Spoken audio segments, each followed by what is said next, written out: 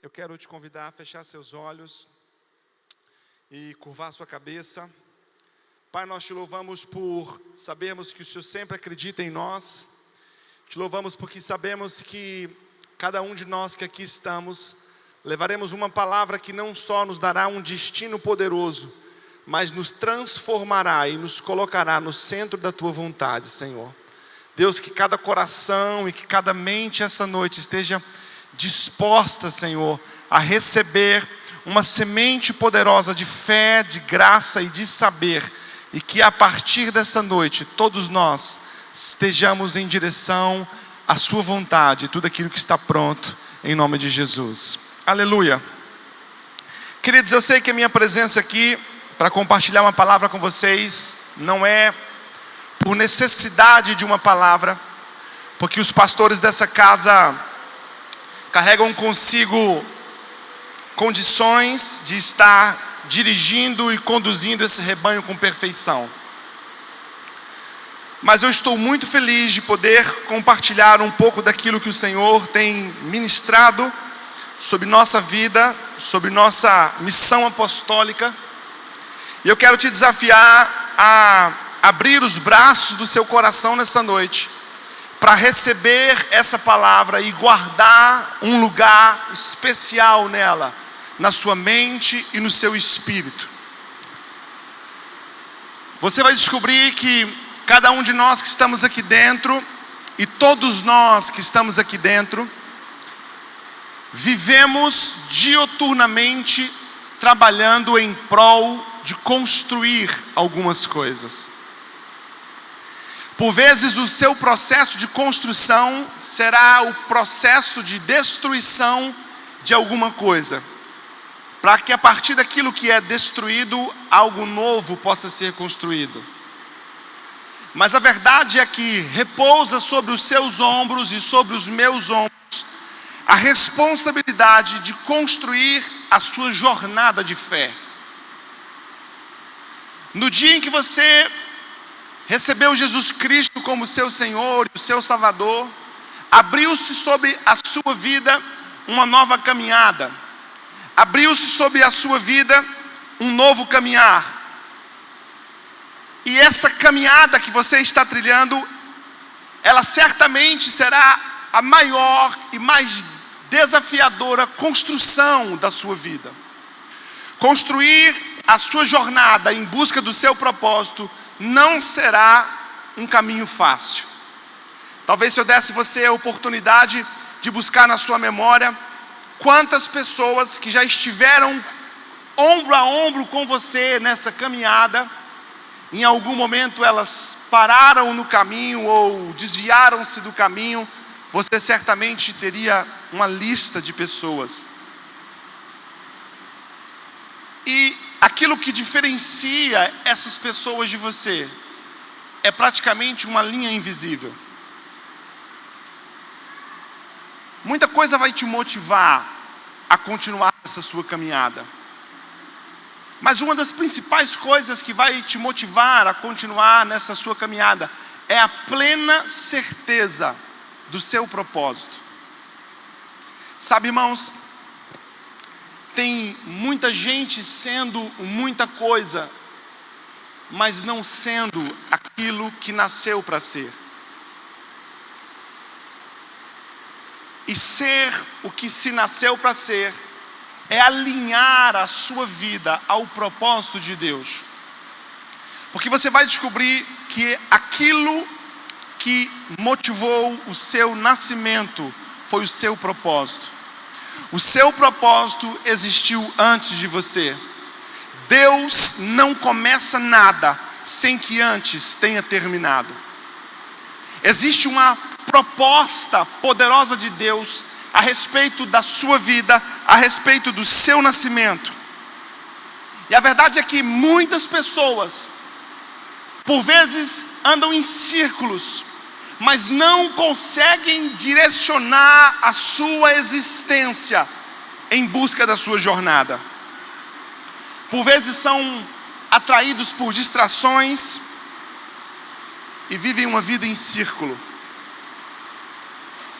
Passam por alguns problemas e de vez em quando descobrem que dão a volta existencial e voltam a lutar com os mesmos gigantes, com os mesmos desafios, com os mesmos problemas. Nessa noite eu quero usar a jornada de um carinha que todos nós conhecemos aqui, que é a vida de Davi. E eu quero usar essa jornada e te ensinar o caminho que Davi abraçou, o chamamento de Deus para si.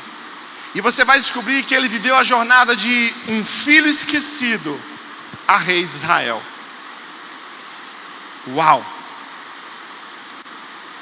Quando nós pegamos o início dessa jornada e a perspectiva deste homem no início dessa jornada, nós vamos descobrir que tudo à volta de Davi cooperava para que o resultado da sua existência fosse algo totalmente diferente daquilo que está escrito sobre esse grande rei. Se você fizer uma fotografia da sua vida hoje, agora, e você criar alguma expectativa do que você será amanhã, permitindo que a sombra dessa imagem te guia, eu quero te dizer que aquilo que está pronto amanhã não tem nada a ver com aquilo que você vive hoje. Porque Davi saiu de um filho esquecido a rei de Israel. Eu quero aprender com essa jornada hoje. Sabe por quê, irmãos? Não há nada mais frustrante para um líder, para um pastor, do que olhar para algumas pessoas, saber, é nítido que elas carregam algo incrível, mas mesmo carregando características incríveis de Deus, são pessoas inúteis. E ser a pessoa de sucesso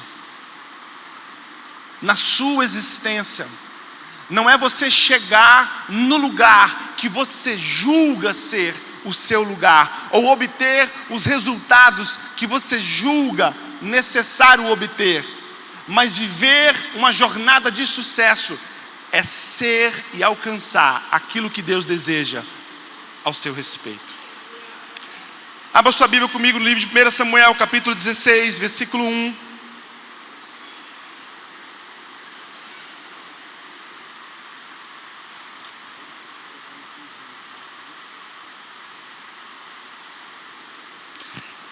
Eu sei que essa passagem ela é do conhecimento de quase que 99% das pessoas, mas o texto que nós vamos ler agora, antes de lermos, olhe para mim um pouquinho.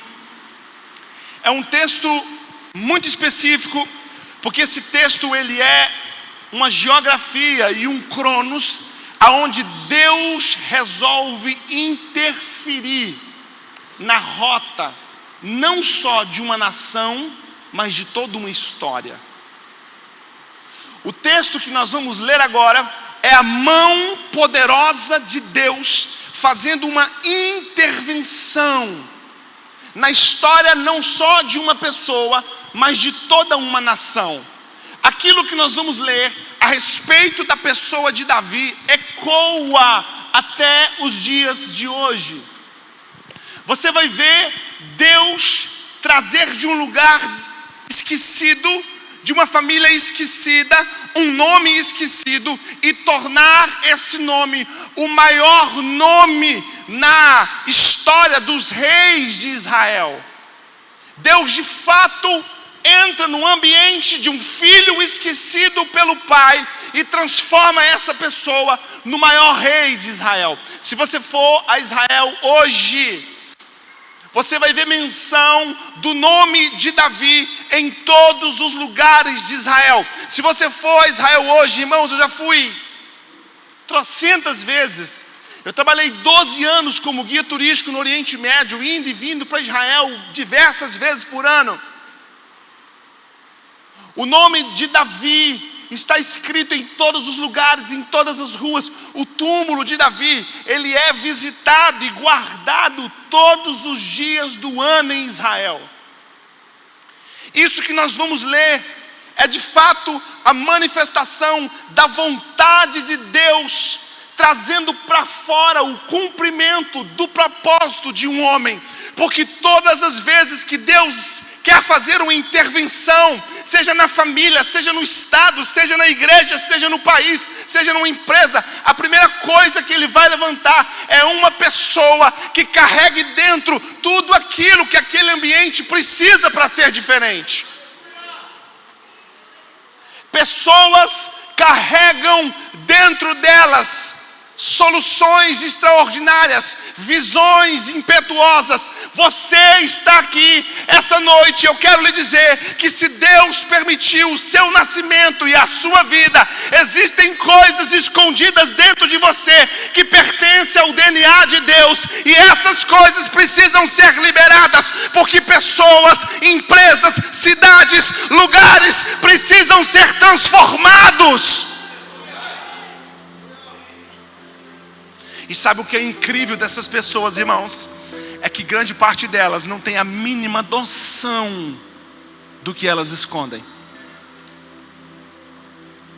A Bíblia fala que Deus tem tesouros escondidos.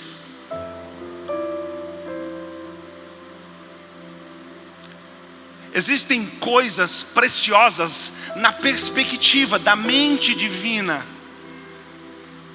Porque tesouro na perspectiva da mente de Deus tem um valor diferente do tesouro na perspectiva da sua mente.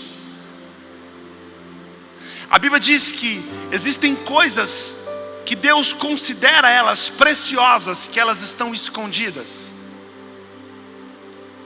E há quem ache que essas coisas estão escondidas de nós, mas essas coisas estão escondidas para nós. Olhe para a pessoinha que está do seu lado e diga assim: talvez você tenha algo escondido, que Deus escondeu em você, que será, para mim, o maior tesouro da minha vida. Diga para ele: se você falhar, talvez eu nunca encontre o que eu vou viver buscando. O texto diz assim, 1 Samuel 16: então disse o Senhor a Samuel: até quando terás dó de Saul, havendo eu o rejeitado, para que não reine sobre Israel? Enche um chifre de azeite e vem. Enviar-te-ei a Jessé, o belemita, porque dentre os seus filhos me tenho promovido de um rei. Porém disse Samuel: como eu irei? Pois ouvindo Saul me matará. Então disse o Senhor: toma uma bezerra das vacas em tuas mãos e dize: vim para sacrificar ao Senhor. E convidarás a Jessé ao sacrifício, e eu te farei saber o que hás de fazer, e ungir-me-ás a quem eu te disser. Fez, pois, Samuel o que dissera o Senhor, e veio a Belém. Então os anciãos da cidade saíram ao encontro, tremendo, e disseram: de paz é tua vinda? E disse ele: é de paz. Vim sacrificar ao Senhor. Santificai-vos e vinde comigo ao sacrifício. E santificou-se ele a Jessé e a seus filhos, e os convidou ao sacrifício. E sucedeu que, entrando eles, viu a Eliabe e disse: certamente está perante o Senhor o seu ungido. Porém o Senhor disse a Samuel: não atentes para a sua aparência, nem para a grandeza da sua estatura, porque o tenho rejeitado. Porque o Senhor não vê como o homem vê, pois o homem vê o que está adiante dos olhos, porém o Senhor olha ao que está no coração. Então chamou Jessé a Abinadab e fez passar diante de Samuel, o qual disse: nem a este tem escolhido o Senhor. Então Jessé fez passar a Samar, porém disse: tampouco a esse tem escolhido o Senhor. Assim fez passar Jessé os seus 7 filhos diante de Samuel. Porém Samuel disse a Jessé: o Senhor não tem escolhido a estes. Disse mais Samuel a Jessé: acabaram-se os moços? E disse: ainda falta o menor, que está apacentando as ovelhas. Disse, pois, Samuel a Jessé: manda-o chamá-lo, porquanto nós não nos assentaremos à mesa até que ele venha aqui. Então mandou chamá-lo e fê-lo entrar. e era ruivo e formoso de semblante e de boa aparência. E disse o Senhor: levanta-te e unge, porque é esse mesmo. Sabe, irmãos, existem pessoas que nunca chegarão ao lugar para o que nasceram. Caminharão e morrerão cheios daquilo que deveria ter sido distribuído a uma geração. Há um aspecto da morte de Davi que diz assim: e tendo Davi servido a sua própria geração, foi recolhido. Eu quero ensinar algumas coisas hoje para você, para que você alinhe a sua vida ao propósito de Deus, para que você permita despertar de dentro de você os tesouros escondidos de uma geração, para que você morra, irmãos, e o dia que você morrer, você morra vazio, tendo dado e distribuído tudo aquilo que o Senhor colocou dentro de você, para que você de fato seja o fator gerenciador, mudador, transformador da sua casa, da sua família, do seu bairro, da sua cidade, da sua igreja, do seu país e quiçá do mundo. A primeira coisa que eu quero te ensinar é: não insista naquilo que Deus já reprovou. Permita-se a mudança. Deus vira para Samuel e fala: até quando você vai ter dó de Saul?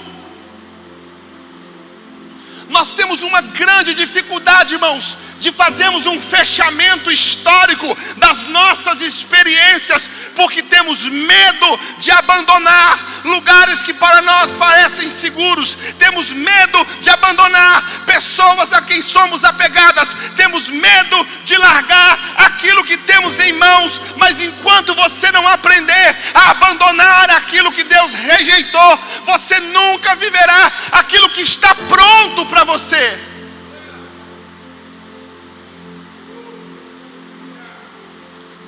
Não se apegue aos seus fracassos.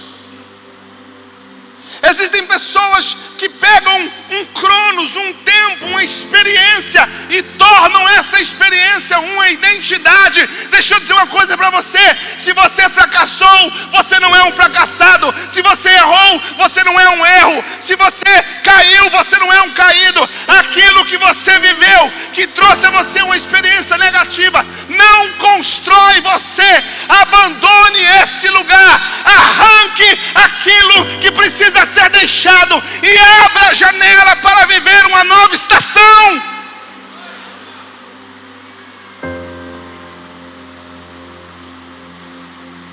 Pessoas incríveis que erraram, falharam, foram traídas, faliram, cederam seus desejos e ficam num lugar de autocomiseração e de punição. Deixa eu dizer uma coisa para você: nesse ambiente Deus não se fará presente. Abandone aquilo que Deus rejeitou.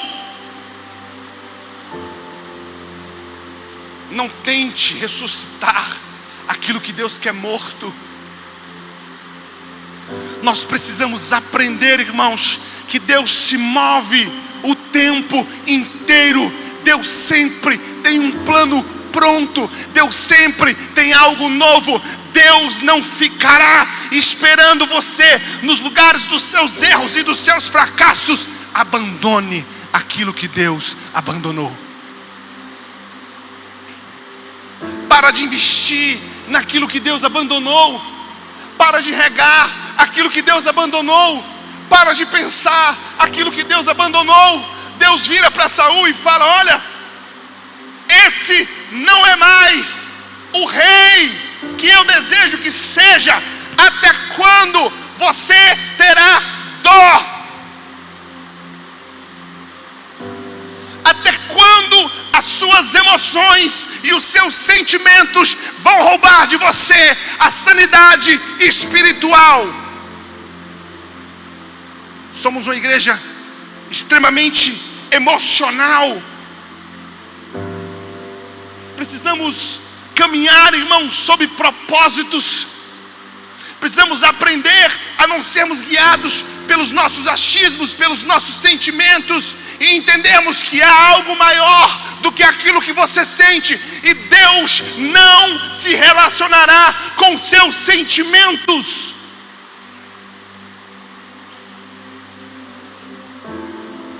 Gente incrível, que continua abraçado aos seus erros e fracassos, investem e insistem naquilo que Deus já abandonou. Segunda coisa que eu quero te ensinar é que você precisa desenvolver a habilidade e querer ver aquilo que Deus viu antes de você. Porque o que você enxerga hoje não é a realidade.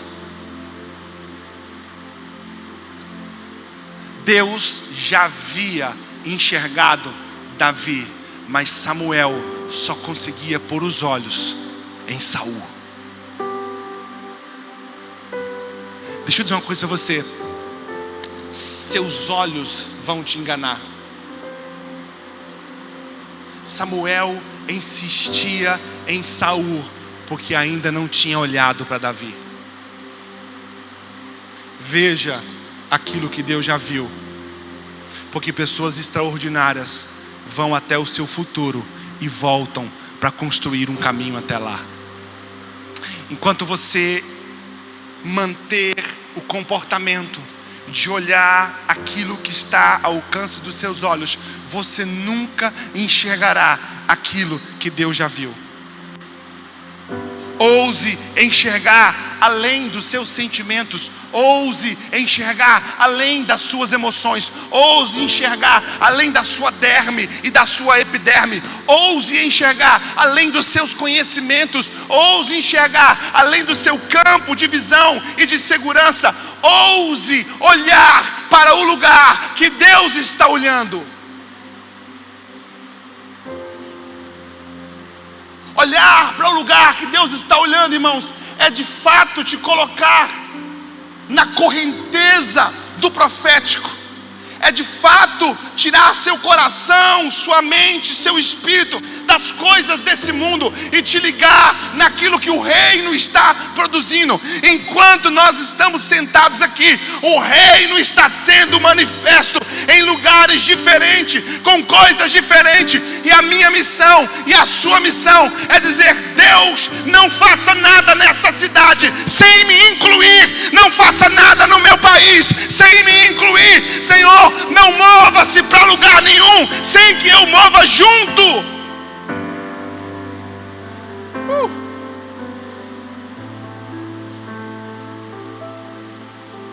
Somos uma geração que erramos porque cuidamos da nossa aparência e desprezamos o cuidado com o coração.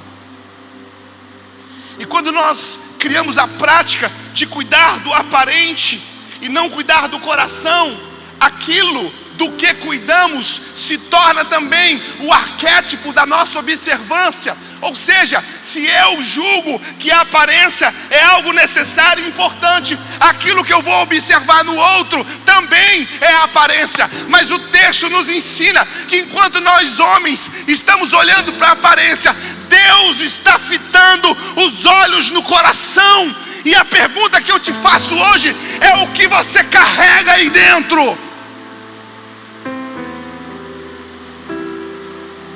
Eu continuo. Versículo 7 diz: porém o Senhor disse a Samuel: não atentes para a sua aparência, nem para a grandeza da sua estatura, porque eu tenho rejeitado. Porque o Senhor não vê como vê o homem, pois o homem vê o que está diante dos olhos. Eu, o Senhor, olho para o coração. Escuta, olha para mim. Esse mesmo filtro também é usado a seu respeito. Talvez a sua autorreprovação, talvez a sua mentalidade de insignificância, talvez a sua incapacidade de ativação, é porque você está se olhando da forma diferente como Deus está te olhando. Os critérios que você está usando para estar ativando a profecia de Deus no seu coração, para estar caminhando, não são os mesmos critérios que Deus está olhando. O coração é o lugar que Deus está olhando. E sabe de uma coisa, irmãos? Eu e você precisamos aprender e trabalhar para deixar o meu coração e o seu coração aprovável. Deus precisa olhar para o seu coração e dizer: aqui está tudo que eu estava procurando em alguém para liberar algo poderoso. Se o Senhor aprovar o seu coração, tudo que há em você será potencializado, ativado e engrandecido.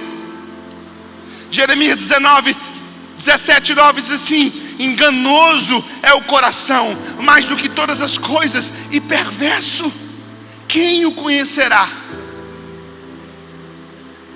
Deixa eu te perguntar uma coisa. Olha bem para mim. Se você nunca foi honesto na sua vida, na sua existência, seja agora consigo mesmo.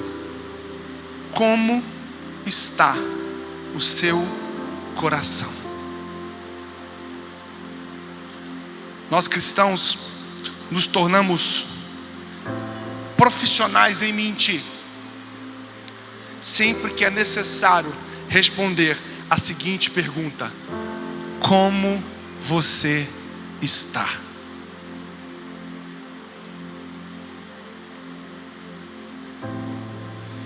Nós sempre dizemos: está tudo bem. Sabe, irmãos, eu tenho aprendido que nunca está tudo bem.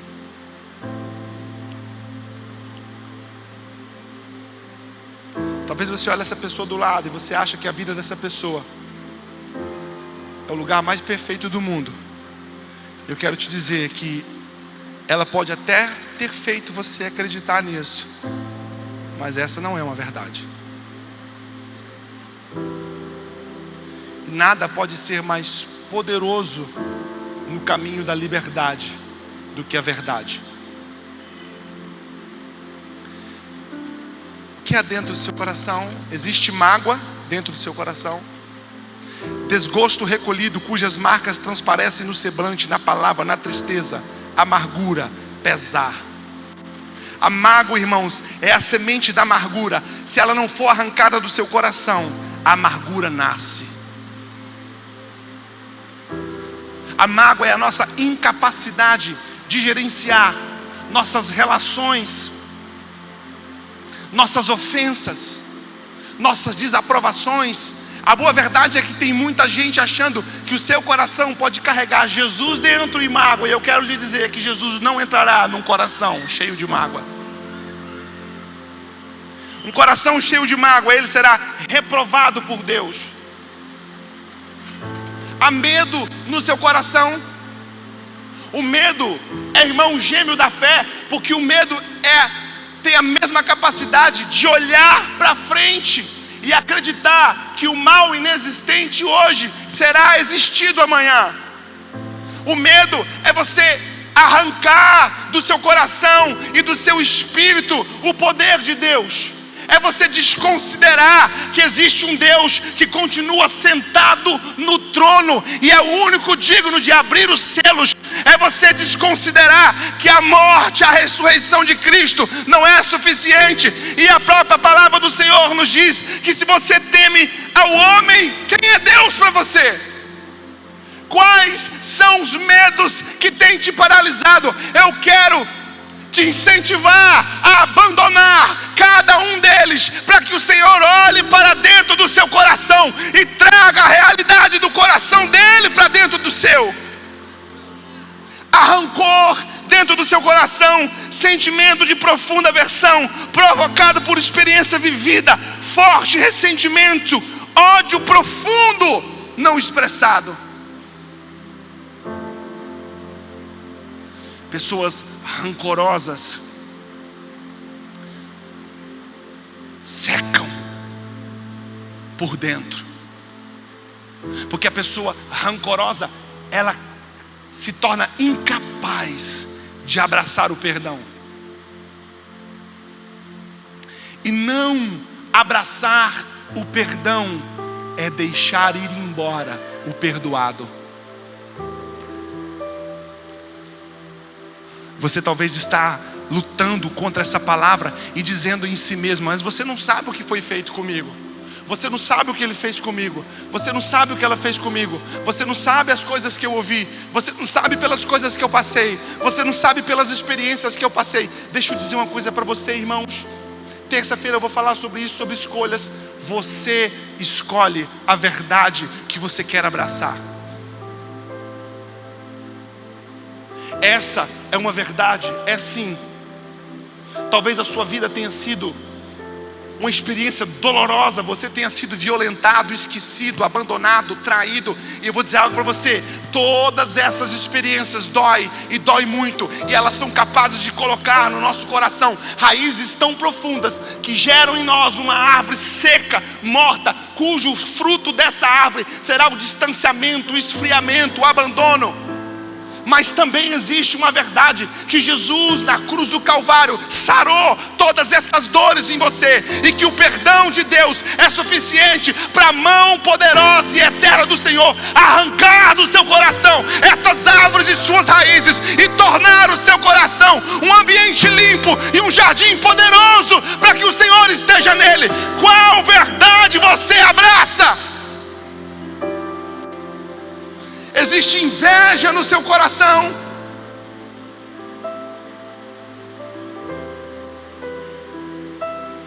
A inveja é o caminho do suicídio da alma.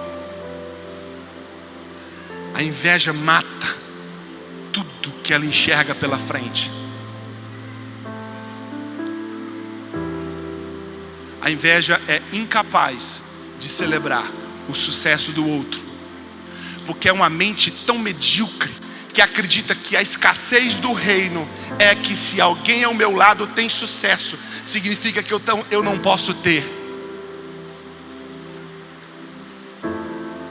A mesa de Deus é farta, irmãos, e nada daquilo que Ele dá para alguém significa que um pedaço seu está faltando. Vocês não estão entendendo o que eu estou dizendo. Não há escassez na mesa de Deus. O que há é a seleção de quem senta à mesa. E eu quero lhe dizer que um coração cercado de inveja jamais porá as mãos na mesa de Deus. Por quê? Porque Deus não lhe dará nada que tome o seu coração, o lugar dele.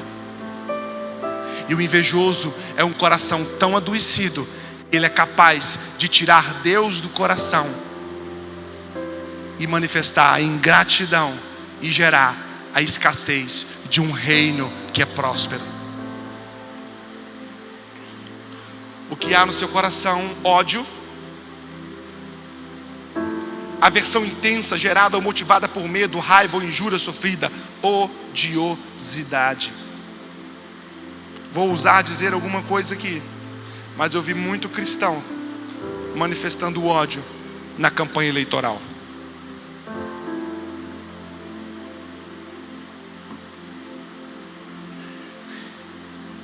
E por mais que você tente justificar o seu ódio diante dos olhos de Deus, ele nunca será legítimo.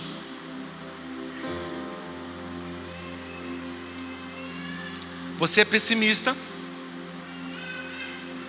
Pessimista é uma árvore cujas suas raízes não estão plantadas em Deus, porque toda árvore plantada em Deus, o seu fruto é a esperança. Existem pessoas que elas não podem participar dos planos, elas não podem participar dos sonhos. Por quê? Porque todas as vezes que ela se aproxima desse ambiente, a lente com a qual ela enxerga é a lente do pessimismo. ela consegue pôr defeito em tudo, ela consegue enxergar problema em tudo. Você nunca será ativado por Deus. A Bíblia diz que havia em Josué e em Caleb um espírito diferente. O cenário enxergado pelos 12 príncipes era o mesmo. Porém, irmãos, a visão foi diferente. 11 dos príncipes disseram: o lugar é lindo, o lugar é maravilhoso, mas o lugar é habitado por gigantes. Mas um disse: não importa, o lugar tem problemas, o lugar tem adversidades, o lugar tem conquistas a serem feitas, mas não importa, se o Senhor se agradar de nós, nós devoraremos o povo daquela terra como quem devora um pão. Mude a sua visão de enxergar aquilo que está sendo feito.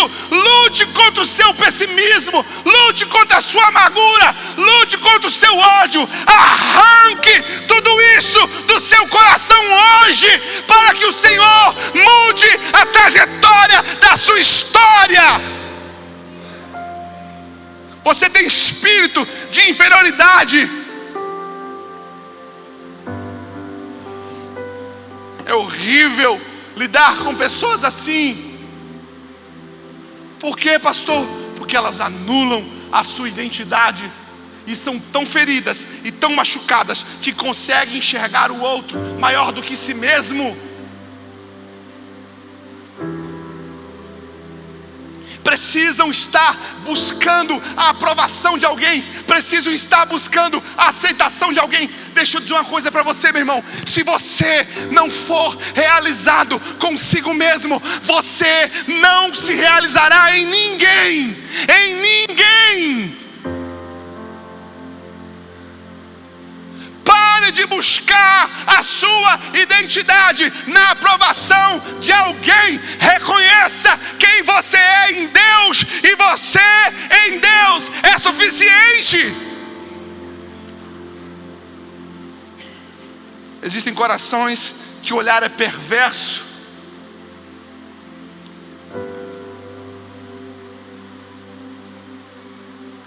Perdeu a pureza, irmãos. Tudo que ele enxerga é sobre a perversão. Se falarmos de dinheiro na igreja, ele tem um olhar pervertido sobre isso. Se fizermos um projeto social, ele tem um olhar pervertido sobre isso. Se o pastor ganha um carro, ele tem um olhar pervertido sobre isso. Se o pastor dá o carro, ele tem um olhar pervertido sobre isso. E sabe o que é o pior da perversão? É que a maldade que você enxerga nos outros e no que acontece é simplesmente o reflexo da sua própria alma. Esse mal não existe no que você está olhando, ele existe em você. E enquanto você não aprender a matar esse mal, você não será cercado por bondade. Para, eu continuo. Vou rapidão. Terceira coisa que eu quero te ensinar é que Deus faz intervenções proféticas. E eu e você precisamos ligar as nossas antenas e entender que Deus faz intervenções proféticas. A jornada do filho esquecido ao rei de Israel começa com uma intervenção profética. O pai se prepara e cria um plano. Os filhos são preparados para isso, e o pai passa os filhos diante do profeta. E Davi estava esquecido pelo próprio pai, porque a palavra que Jessé deu a Davi foi: traga os seus filhos. Ele pegou e contou: 1, 2, 3, 4, 5, 6. Meus filhos estão aqui. Não importa quanto o mundo trabalhe contra você, não importa quanto a sua família trabalhe contra você, o que quer que seja arquitetado para que o seu plano seja esquecido, nesse exato momento Deus trará uma palavra profética. E a palavra foi assim: disse mais Jessé: acabaram-se os moços?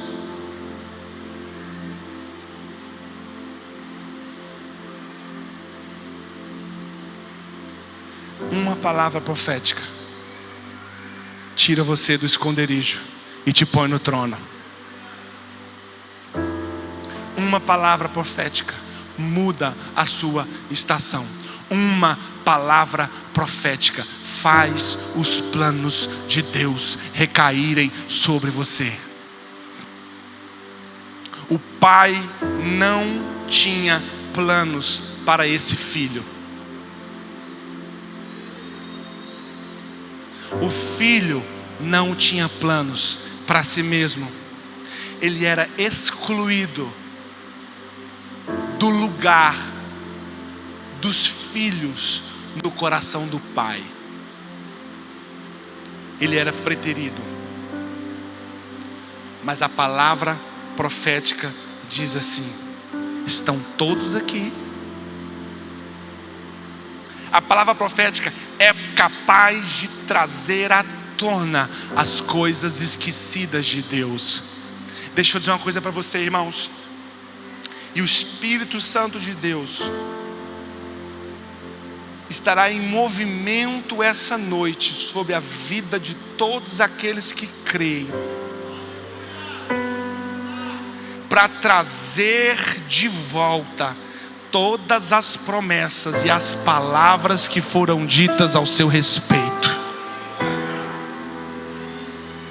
Existem coisas que Deus disse para você há 20 anos atrás, que Deus disse aos seus pais quando você ainda era criança.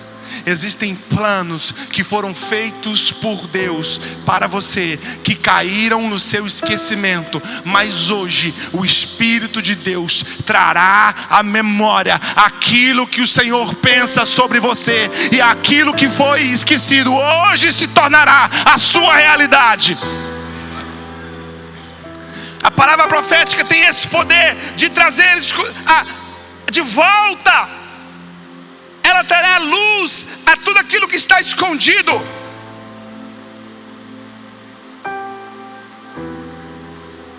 A palavra profética é capaz de revelar os planos de Deus. E deixa eu dizer uma coisa para você, irmãos: é a palavra profética e não o profeta.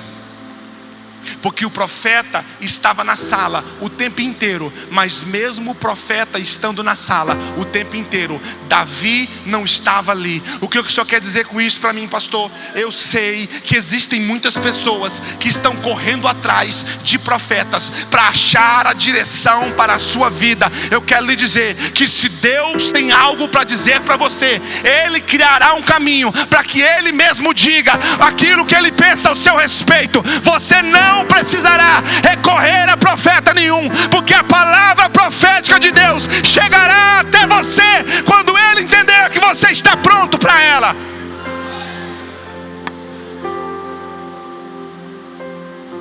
Há uma palavra ao seu respeito, e ela contempla o seu passado, o seu presente, o seu futuro. E na capa dessa palavra tem escrito assim: Bíblia Sagrada. Você precisa amar essa palavra, buscar essa palavra, estudar essa palavra, declarar essa palavra, porque tudo que Deus tem escrito a respeito da humanidade, desde o princípio até o fim, está contemplado nessa palavra. E há ali uma revelação poderosa exclusivamente para você. Busque na palavra de Deus a sua direção.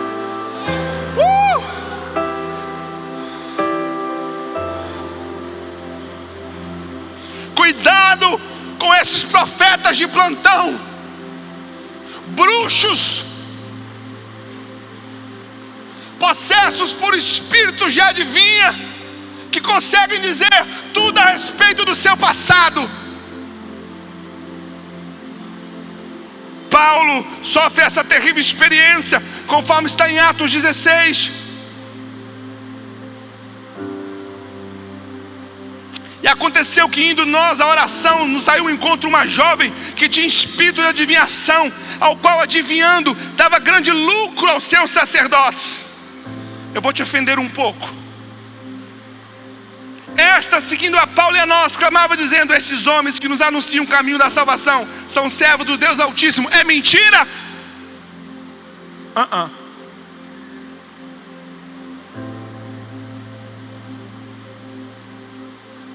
E aí você se abraça a tudo que parece verdade e considera palavra de Deus.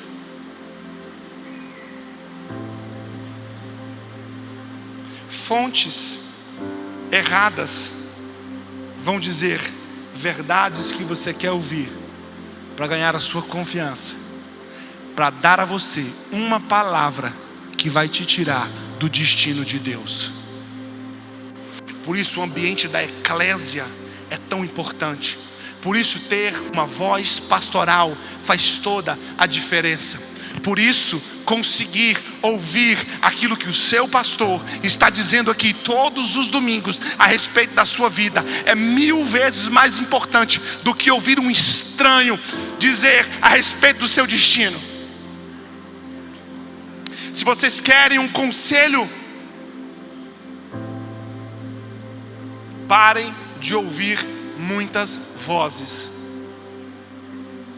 porque elas não dirão a mesma coisa.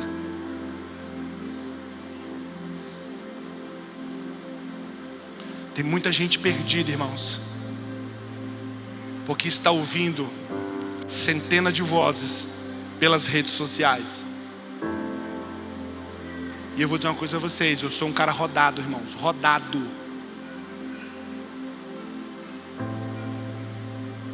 Se eu disser para vocês 5% do que eu conheço dos altares das igrejas do Brasil, talvez a sua fé seja arrancada de você.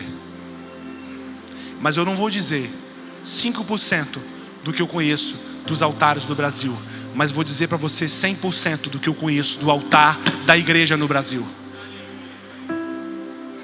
Os pastores dessa casa são homens de uma só mulher.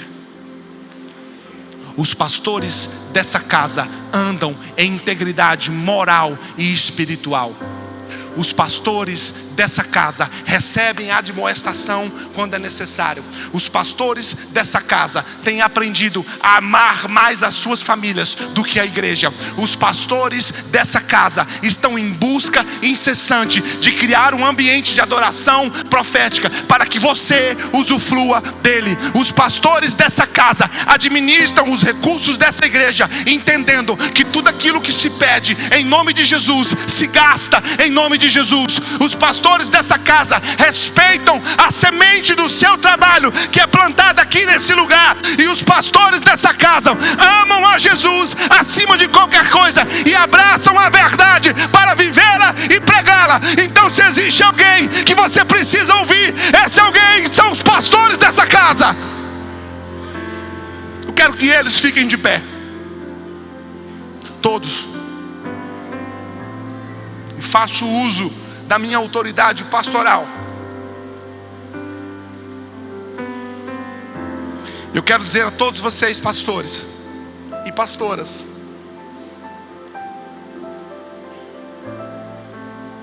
o Senhor alargará as tendas de vocês.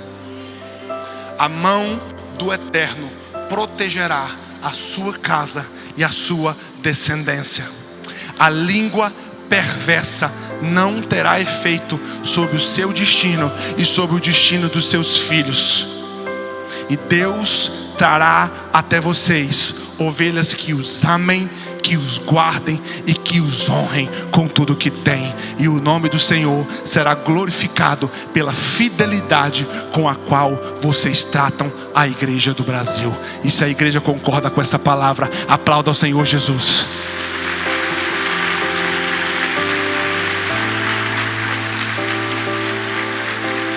Sente um pouquinho, estou quase encerrando.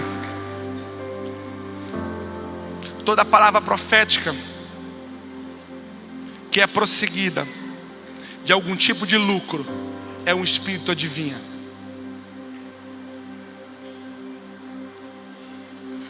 Mas toda palavra profética que é honrada em obediência é uma árvore de frutos poderosos.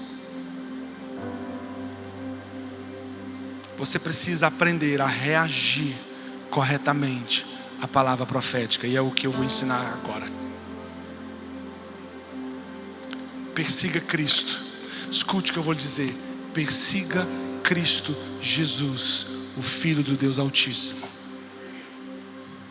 E se Ele tiver algo para te dizer, essa palavra te perseguirá. Busque a palavra profética. Busque a vida profética. Essa é a cultura de busca da manifestação da vontade de Deus. As leis, a palavra, as profecias, tudo sempre apontou para Cristo. Busque Cristo, encontre Cristo, e nele estará tudo a ser dito ao seu respeito. Quarta coisa, eu estou sem relógio, eu acho é bom. Manifeste o caráter de Deus por meio de um coração segundo Deus, no anonimato, como um padrão de vida. Não queira viver uma vida de altar quando você estiver no altar. Viva uma vida de altar no anonimato. Porque todo aquele que vive uma vida de altar no anonimato, Deus e o altar o chamará para si. Agora, hoje é o momento de você viver uma vida no altar.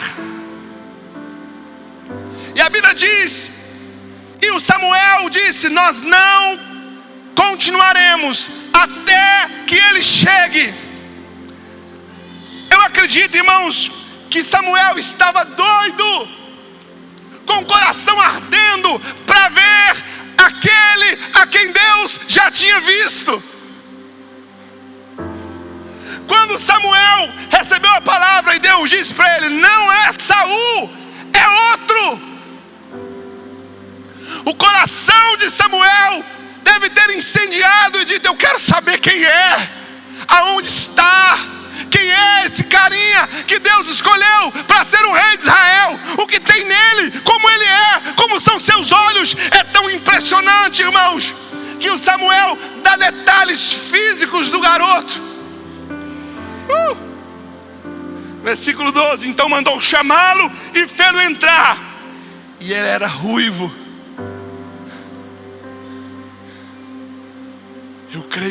Eu imagino Samuel aguardando que ele entrasse.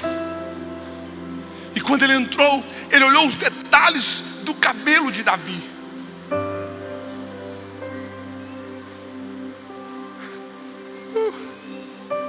Seu semblante era de boa presença. Samuel estava sentado. Aleluia. E disse o Senhor: levanta-te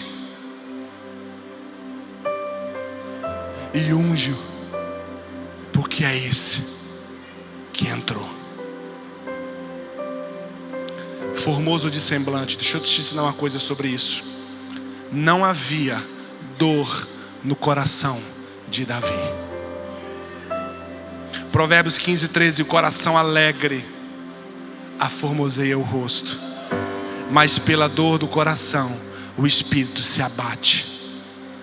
Quando o profeta viu o rosto de Davi, ele viu o coração de Davi e entendeu porque ele havia sido escolhido. Agora se assuste com o que eu vou lhe dizer. Ele tinha inúmeros motivos para guardar no coração tristeza, mas mesmo assim não o fez.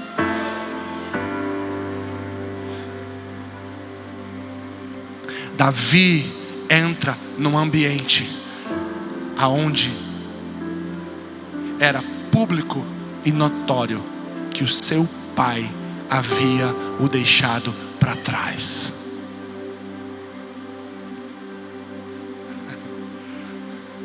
Mas mesmo sendo essa a realidade de Davi, o seu coração não guardou tristeza.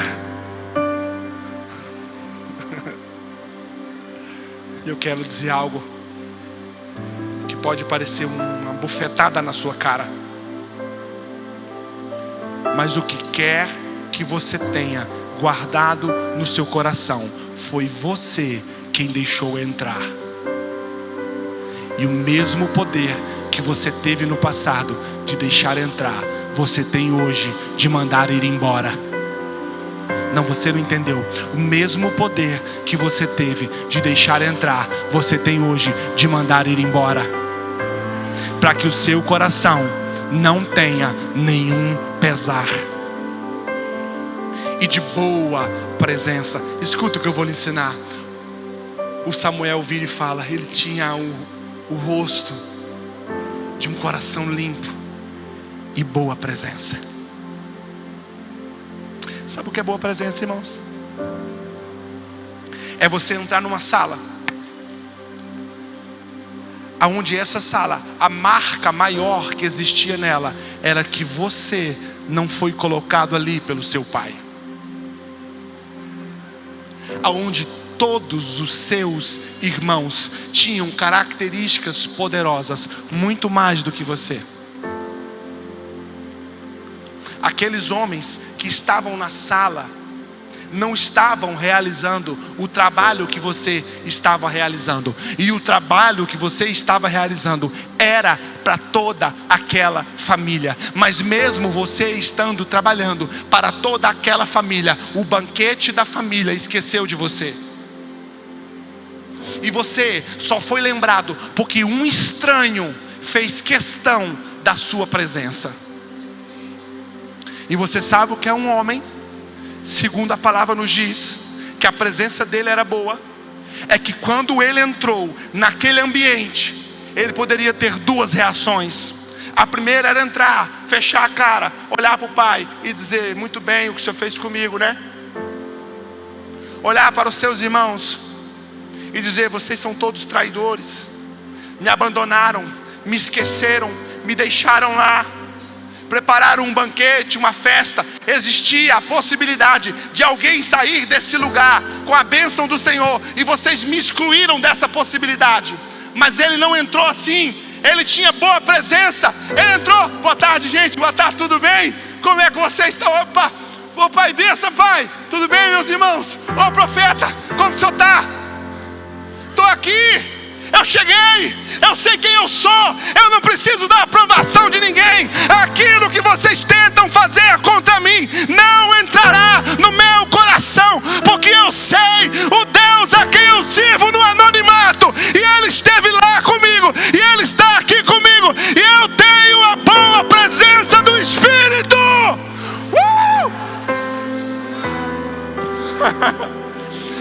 Ele não era vítima do ambiente. Ele não estava ali buscando nada. Não havia segundas intenções no coração de Davi. Ele não queria tomar nada de ninguém. Ele apenas foi chamado sem ter necessidade de ser notado. Quem busca ser notado nunca será chamado. Ele não baixou o seu semblante quando viu que um banquete estava pronto e ele foi o último a ser chamado.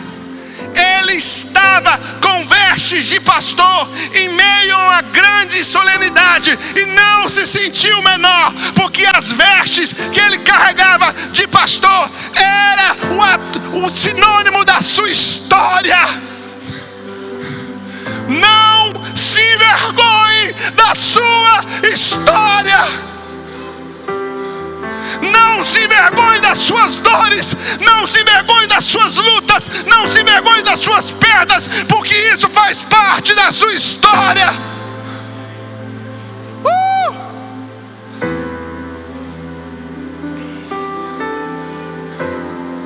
Ele tinha uma boa presença, porque carregava um coração limpo e a confiança da relação com Deus. Pessoas que não têm relação com Deus não têm uma boa presença.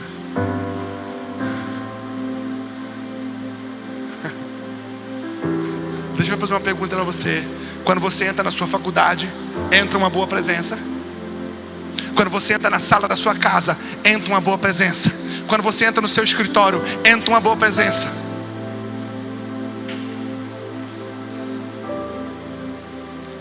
Ele, sabe por que ele tinha uma boa presença? Escuta, estou quase encerrando, gente. Porque ele era fiel à missão que foi dada pelo Pai. Sabe por que algumas pessoas não carregam uma boa presença? Porque são infiéis à missão que foi dada. Escuta, se Davi não estivesse sendo fiel à missão a qual ele estava executando quando foi chamado, ele entraria nesse ambiente com um olhar de desconfiança e de medo. Sabe por que muitas pessoas entram nesse lugar e elas não têm uma boa aparência? Porque a pessoa que você está sendo fora desse lugar não condiz com a fidelidade, com a palavra que você tem recebido aqui. Sabe por que muitas pessoas não trazem consigo uma boa presença? Porque sabem que não estão sendo fiéis àquilo para o que foram chamados a ser e a fazer. E pasmem com o que eu vou lhe dizer. Davi foi ungido rei, mas não sentou no trono. E o que ele foi fazer, pastor? Ele voltou às ovelhas do seu pai. Por quê, pastor? Porque quem conhece o destino preparado por Deus não trabalha para adiantar o processo, vive o processo com alegria. Ele foi chamado rei no ambiente de desonra, foi ungido rei e foi fazer o quê? Foi ser fiel à missão que lhe foi dada. Seja fiel à missão que te foi dada, irmão. Haja com fidelidade. A palavra do Senhor nos diz assim: tudo o que vier às suas mãos para ser feito, fazei com todas as forças que você tem, porque para o Seol, para onde tu vai, não há obra nenhuma a ser feita. A Bíblia e ela diz assim: a missão que for dada a você, não se economize, dê tudo o que você tem dentro dessa missão. Seja fiel, seja fiel, seja fiel. Ele não abraçou a situação como ofensiva. Há pessoas se perdendo no caminho do seu destino porque abraçam ofensa com facilidade. E a ofensa nunca é um mal. A ofensa só será um mal se, quando a ofensa for emitida, o ofendido abraça. Pare de abraçar as ofensas. Nós, por vezes, pastores, precisamos andar como um elefante em sala de cristal. Por quê? Porque se disser para você que o que você faz no seu celular de forma escusa é pecado, você se ofende. Vivemos a mordaça da religiosidade. Por quê? Porque os nossos ouvidos estão inquietos em ouvir a verdade. Preferimos a suave mentira do que a dura verdade. Aprenda a lidar com a dureza da verdade, porque no fim, lá no fim, ele dirá a muitos: afasta-te de mim, porque eu não lhe conheço. E quer um conselho do pastor? Trabalhe para não precisar ouvir essa verdade. E porque Davi tinha um coração aprovado, teve as honrarias do que Deus tinha escolhido para ele, mesmo antes dele ser ungido. Duas coisas eu vou te explicar. Deus te permitirá a honra do seu destino, por vezes, antes de você chegar até Ele.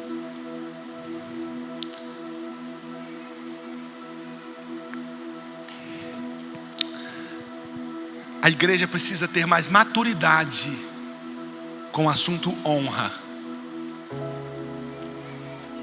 Porque honra é um atributo das chaves do reino.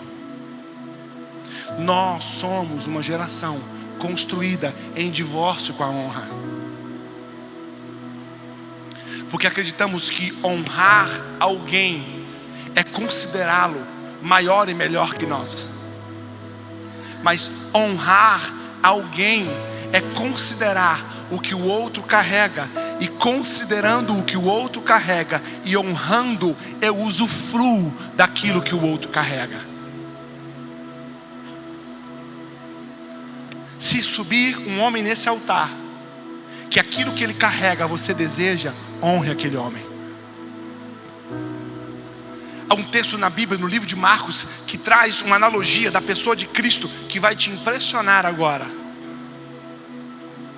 É o único ambiente que Jesus não pôde ser Jesus. Quem acredita que Jesus pode ser tudo? Diga amém. Quem acredita, só esses? Quem acredita que Jesus pode fazer tudo? Diga amém. Jesus pode ressuscitar os mortos? Diga amém. Jesus pode fazer a estéril mãe de filhos? Diga amém. Jesus pode trazer riqueza e prosperidade ao pobre? Diga amém. Jesus dá vista aos cegos? Diga amém. Jesus pode casar pessoas? Diga amém. Mas há um texto que diz que quando Jesus entrou na sua cidade, ele não pôde fazer ali senão poucos milagres. Por quê, pastor? Porque ele não foi honrado. E a honra aborta o processo de Deus. A honra é uma linguagem do caráter de Cristo. A honra é a manifestação daqueles cuja sua mentalidade está ligada à mentalidade do reino. Deus fluirá para você muitas coisas a partir daquilo que você honra. Por isso, duas coisas impressionantes acontecem com o Davi pastor.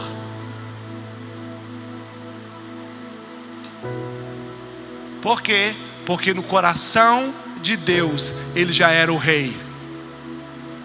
A primeira é que quando ele entra, todos se levantam. Sabe quem tem esse tipo de honraria, irmãos? Reis. Entra o pastor para os homens, mas no coração de Deus era o grande rei de Israel. E porque entrou no coração de Deus o grande rei de Israel, o pequeno pastor recebe as honrarias. A segunda honraria é que a palavra do profeta é: ninguém senta à mesa até que ele chegue. Por quê? Porque a mesa aonde há uma autoridade real, nunca ninguém sentará nela até que o rei sente primeiro. Porque o Davi tinha um coração aprovado, ele recebeu honras. E vou dizer uma coisa para você, irmãos. Honra é um atributo do caráter de Deus. Deus sempre honrará as pessoas cujo coração delas foi aprovado por Ele mesmo. Você quer a honra? Que alguém tenha essa honra? Quero. Ctrl C, Ctrl V no coração dessa pessoa. Você está vendo algumas pessoas sendo honradas por Deus, por vezes tendo uma posição até menor que a sua. É porque Deus está olhando para o coração dela, está achando motivos o suficiente para honrá-la com coisas que estão no futuro, trazendo essas coisas de lá para aqui agora. Foi a primeira vez que homens se levantaram para o pequeno Davi.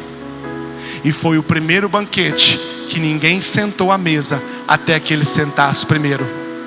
Depois essa experiência acompanhou a vida de Davi até o fim dos seus dias. Sabe o que eu quero dizer para você, irmãos?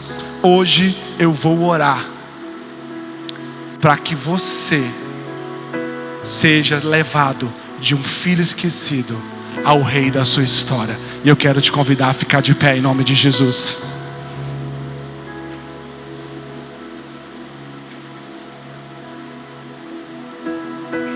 Há uma unção especial nesse lugar. E como você reage à palavra profética vai determinar o tanto que você vai receber dela. Há uma unção especial nesse lugar.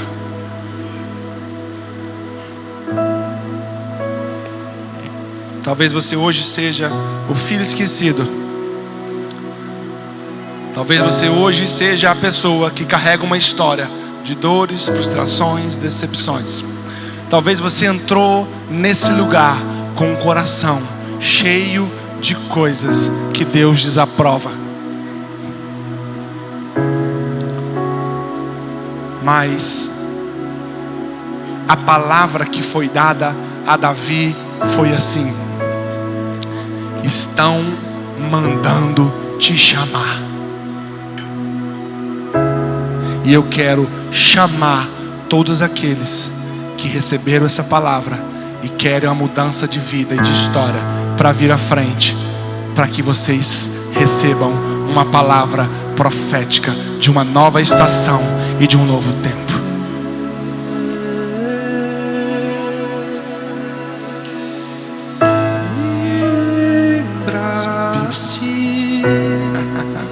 De tuas promessas me moldaste, até meu ser desfeito ser.